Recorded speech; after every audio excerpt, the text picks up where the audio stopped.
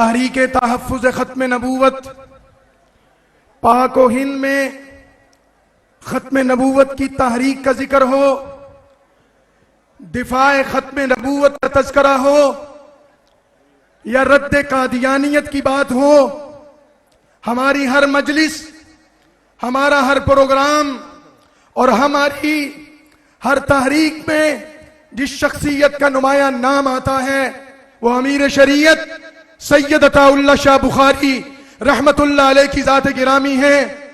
उन्हीं के खानवादे के फर्जंद नवासा अमीर शरीयत मजलिस अहरार इस्लाम पाकिस्तान के मरकजी अमीर जनाब मोहतरम सैयद मोहम्मद कफील शाह बुखारी साहब से मुल्तमिस हूं कि वो तशरीफ लाएं और आज के इस तारीखी इज्तिमा से खिताब फरमाएं।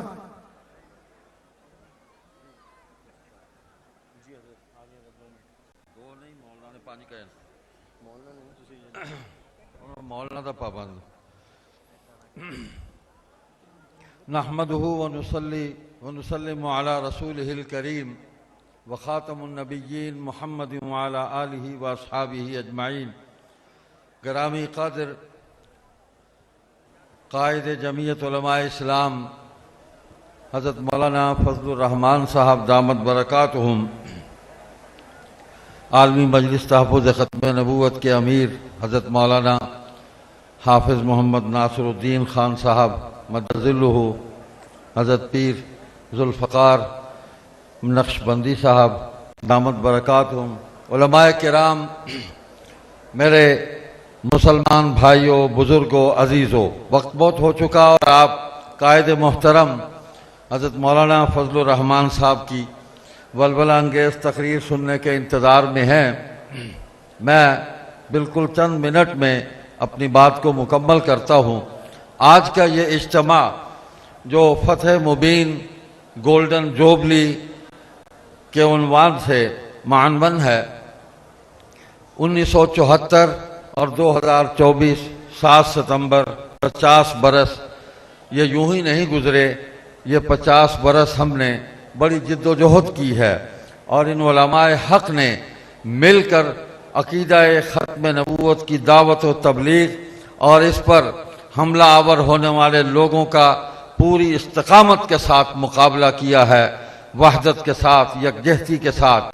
और ये तसलसल है 1884 में जो सबसे पहले मिर्ज़ा कादियानी के अहद में उलमाए लुधियाना ने, रईसुल अहरार मौलाना हबीबुर रहमान लुधियानवी के अजदाद ने मिर्ज़ा कादियानी पर कुफ्र का फतवा दिया और फिर बात आगे बढ़ी और उसको संभाला हज़रत पीर मेहर अली शाह साहब रहमतुल्लाह अलैह ने और आगे बढ़ी। मौलाना सनाउल्लाह अमृतसरी ने इस परचम को थामा और आगे बढ़ी। अल्लामा अनवर शाह काश्मीरी रहमतुल्लाह अलैह ने इसको एक अवामी इसको रंग दिया और अवाम के अंदर कादियानियत के मुहासबे इल्मी मैदान से निकल कर अवामी मैदान के अंदर इस मसले को लाए। और इसी लाहौर में सैयद अताउल्लाह शाह बुखारी को शेख तफसीर मौलाना अहमद अली लाहौरी रहमतुल्लाह अलैह के मरकज़ में उनको ख़त्म नबूवत के महाज पर अमीर शरीयत बनाकर उनको खड़ा किया और 500 उलमा की बैत करा के उनकी पुष्ट पर उनके दाएं बाएं उनको खड़ा किया कि ये परचम लेकर आगे बढ़ो और अब तुम्हारे कदम रुकने नहीं चाहिए।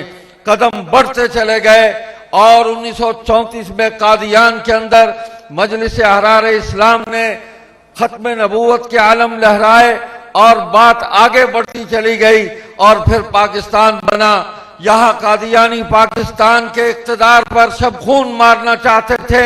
फिर अताउल्लाह शाह बुखारी ने आवाज बुलंद की, उसने ललकारा और पूरी उम्मत को मुज्तमे करके उन्होंने 1953 की तहरीक ख़त्म नबूवत को बर्पा किया।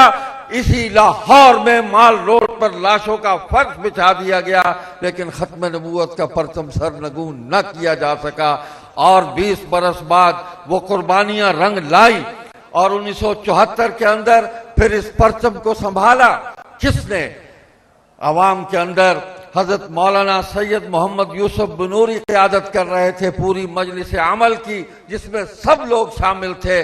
और पार्लियामेंट के अंदर मुफक्किर इस्लाम हजरत मौलाना मुफ्ती महमूद और उनके तमाम रुफका, इस वक्त नाम लेना वक्त बहुत मुख्तसर है, तमाम रुफका ने वहां एक कानूनी और आईनी जंग लड़ी और वो कुर्बानियां रंग लाई।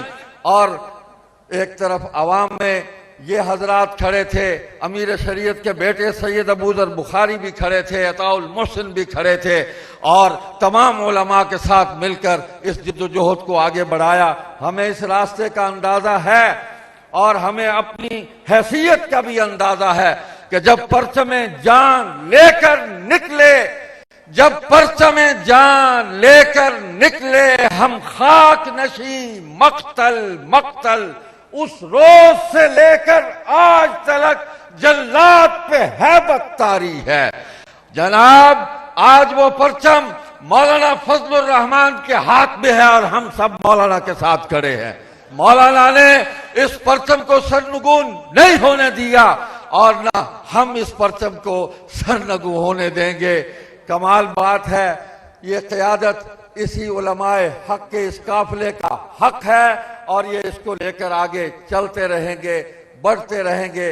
आखिरी बात, अमीर शरीयत ने जिंदगी की आखिरी तकरीर में जो पैगाम दिया था कि मुसलमानों, अकीदा-ए खत्मे नबूवत पर आंच न आए और परचमे खत्मे नबूवत गिरने न पाए।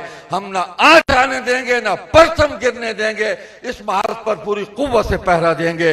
वस्सलामु अलैकुम व रहमतुल्लाह।